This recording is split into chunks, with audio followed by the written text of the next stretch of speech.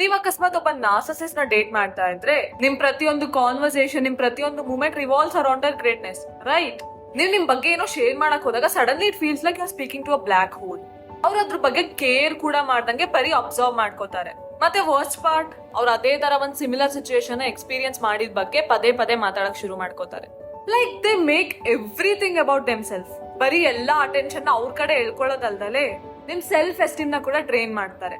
It feels like ನೀವು constant ಆಗಿ ಅವ್ರ ಅಟೆನ್ಷನ್ ಮತ್ತೆ ಅಪ್ರೂವಲ್ ನ ಚೇಸ್ ಮಾಡ್ತಾ ಇದ್ದೀರಾ ಅಂತ. ಅವ್ರ ಹತ್ರ ಏನೇ ಎಕ್ಸ್ಪೆಕ್ಟ್ ಮಾಡೋದು is like catching smoke with bare hands. Basically useless. ನೀವು ನಿಮ್ ಕಡೆಯಿಂದ ಎಷ್ಟೇ ಕೊಟ್ರು it's never enough. It's exhausting.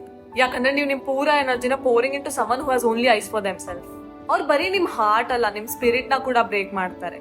ಮತ್ತೆ ಇನ್ ಲಾಂಗ್ ರನ್ ಅದು ಹಾರ್ಟ್ ಟೇಕ್ ರೆಸಿಪಿ. ಯಾಕಂದ್ರೆ love should be a couple dance, not a solo act.